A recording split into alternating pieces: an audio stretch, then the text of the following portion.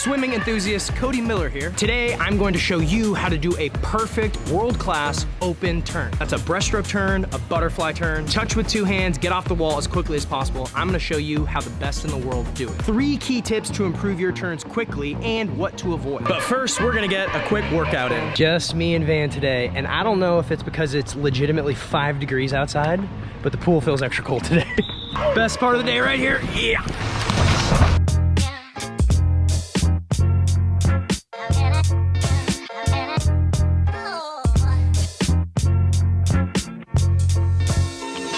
Oh, I'll get it. I forgot.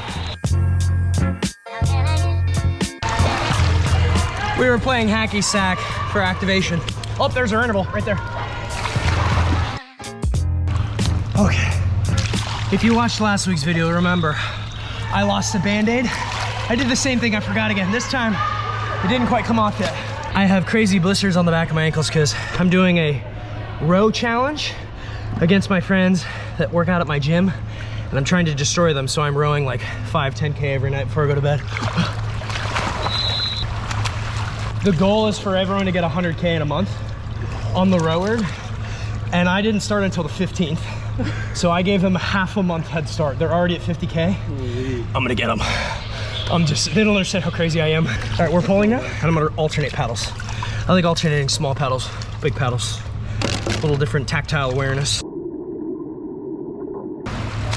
We're doing 5 100s, building intensity on a 1:30 interval. And then we're gonna do something fun. Now that I'm a retired professional breaststroker, I'd like to see where I'm at.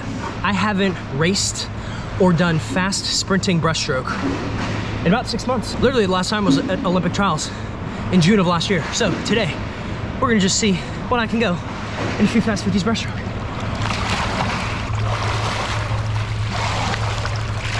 Well, breaststroke doesn't feel great. Maybe it's from the squats yesterday or the rowing last night, but yeah. Or just not doing it for 6 months.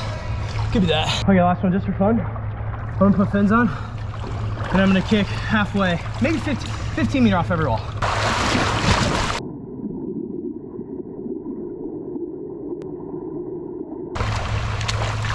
Nice. It's done a little bit. It's gonna hurt so much. Van and I are going to do a broken 200 breaststroke, 450s, basically 15 seconds rest. See what we can go. Make sure the underwater one isn't too good. Oh, okay, well, you want to do an underwater one? You're a little worried about your down kick? No, by number 3 or 4, it might get a little loose. It's gonna get a little loose. Godspeed, Van. Relax, but fast. It's been my first fast 50 breaststroke in basically 6 months. You All right, do okay, 4 okay. of them. Yo, it's only 4.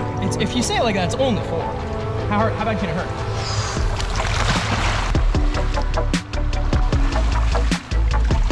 Okay, that's a 29. We can hold that.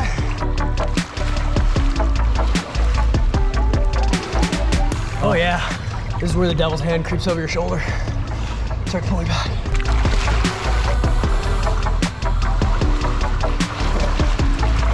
I think we're over 30 now.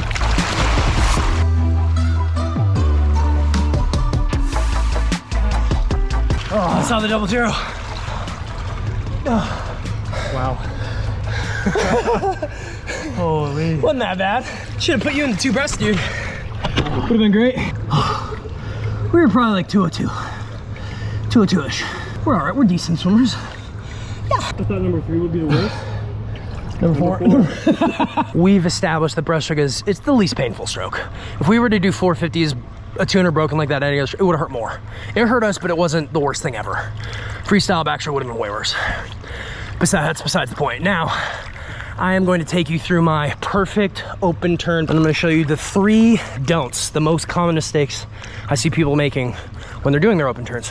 Here we go. There's 2 goals when doing an open turn. Number 1, speed in and out of the wall. And number 2, setting yourself up for a perfect push off. The goal is to get in the ball and rotate as fast as possible so that once you push off the wall, there's less rotation for your body to do. Aligning your body, hips facing the ground, like this.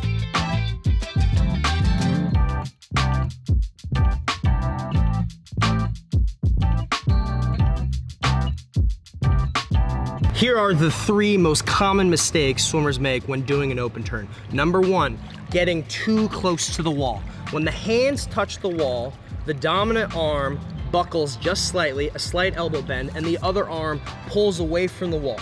A little bit of condensing is okay, but too many times I see swimmers come into the wall and come all the way in. This is wasted motion, it's wasted time, and it's slowing you down. Mistake number 2, coming out of the water too high. Wasted motion, also slowing you down. Too many times swimmers come into the wall, they touch, and they lift up. They lift their head up instead of staying right above the surface of the water. Think about keeping your chin right on the surface of the water as much as possible. This tends to happen at the end of a race when you're gasping for air. You get to that final wall, you touch, and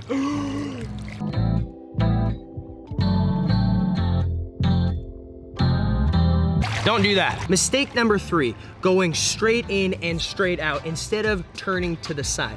This tends to be for the higher level swimmers. Younger athletes are taught, come straight in, go straight out, just to learn the fundamentals of the turn. But once you progress and turn into a higher level swimmer, you wanna rotate your body more to the side to align the body in an optimal push-off position. If you were to push off the wall perfectly, you would face away from the wall, drop down, and push off. The goal in the open turn is to get as close to that position as possible, just like this. Instead of coming straight in and going straight back with the arm, head moving backwards, think come straight in and roll to the side while moving backwards. It should be a sideways diagonal turn, tucking the knees and the feet up into a small ball and rotating. This is what a perfect turn looks like, staying low to the water, not getting too close to the wall, and turning to the side while moving away from the wall.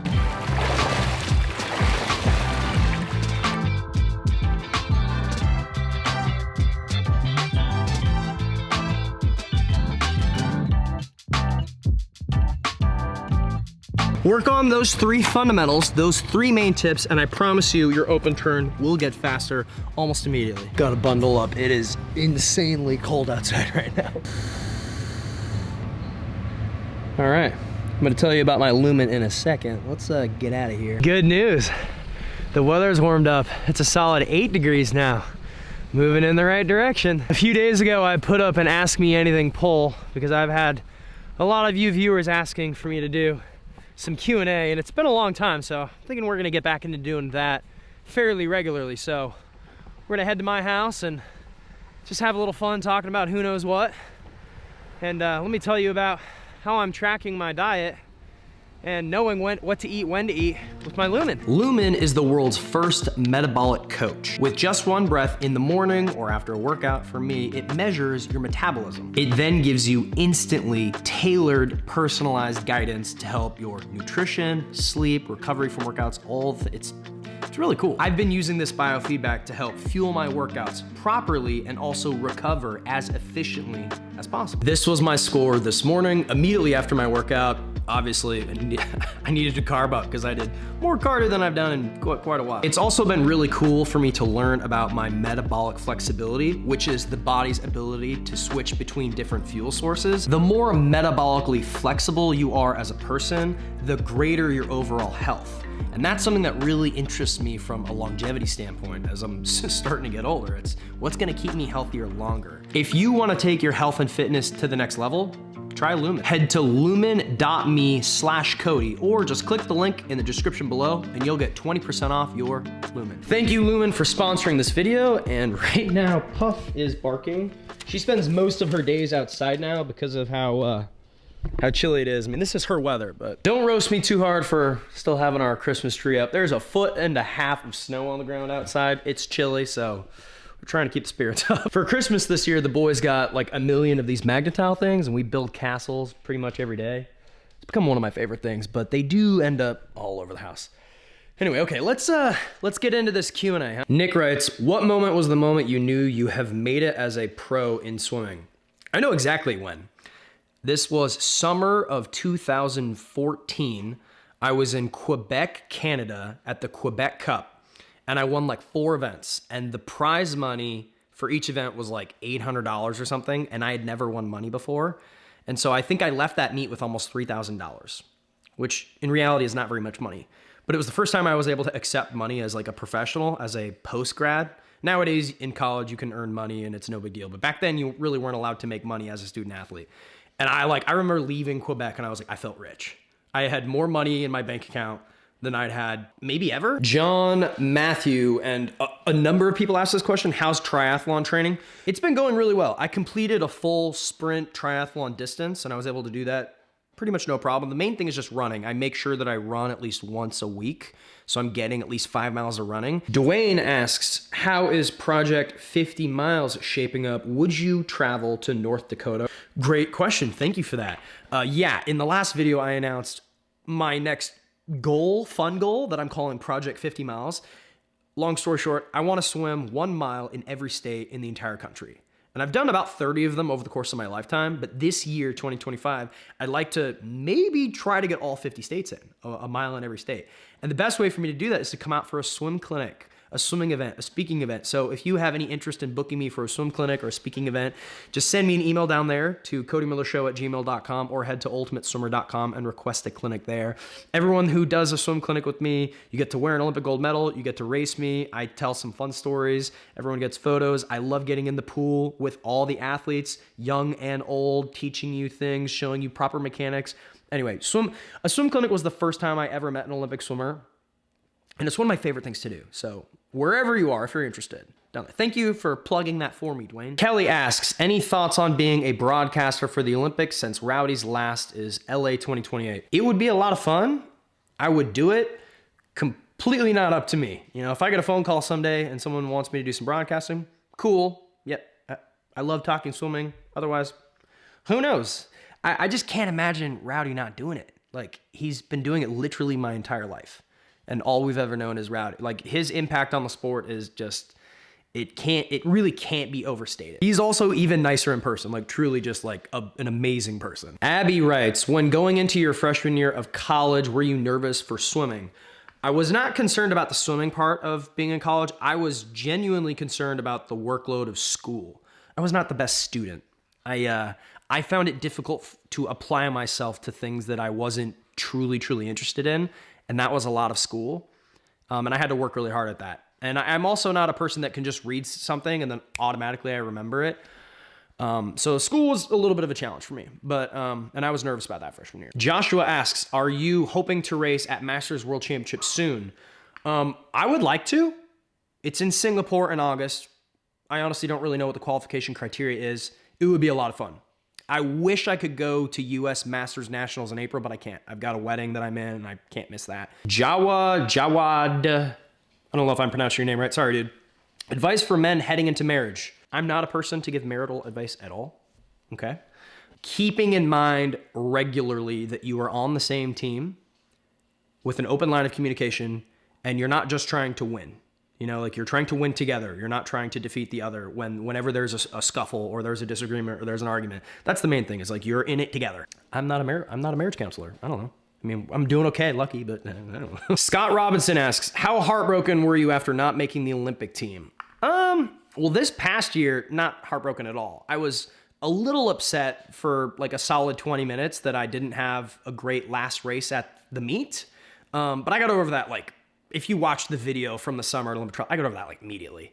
In 2020 or 2021, I guess, for not making the team, that was really hard for me. That I was hard on myself. You know, I just put too much pressure on myself, and I didn't have the best swim life balance of like things outside of swimming and then just swimming. I was a little too consumed with it, and so that was a big problem. So that was difficult, but you know, dude, you have bad seasons, you have bad meets, you get over it. It's the way the world works, man. What camera do you use when recording at practices because it looks clear and it has a good mic? Honestly, most of the time it's just a GoPro. The secret is making sure you get all the water out of the little mic ports on the GoPro before you talk into it. And so you try to kind of shake it out. I just bring two now. I know most people can't afford two. I get it. They're like $300+. But I have one for out of the water and one for in the water, just so that the audio is always clear. It's very difficult in the pool setting to get good audio. It's actually something that viewers don't really realize, but like I work really hard to make sure the audio is recognizable, and sometimes it's difficult. Erica asks, what do you think of the Form goggles? Is it worth the price? Or the Holo? I don't know what the Holo is. Yeah, I'm not with Tier anymore. I had one of my people reach out to Form because I would love to try them out and maybe even do like a review of them. And we never heard back. So like trying to get a hold of someone at Form because you know, I want to try them out. They seem really cool, but I don't know. I can't answer that. Mohammed asks, do you plan to make Axel and Cato swimmers? They're definitely going to know how to swim. Will they be dedicated swimmers and that be like their primary sport? I don't know. I'm definitely not going to force that on them. You know, like, I don't know. Thank you all for joining me today. I hope that you had a good time. Hopefully my open turn, breaststroke turn tutorial was good. There's not a lot of things that I'm an expert at. Doing open turns and certain swimming stuff, I am pretty good at. If you've made it this far, you're probably already a subscriber. If not, make sure you hit that subscribe button. Turn the little bell on, notifications. Get notified when I drop a new video every single Wednesday. We have merch available at CodyMillerSwim.com. New stuff coming. If you'd like a personalized video from me to you or someone you know, for whatever reason, I am available on Cameo. Until my next video, I will see you all later.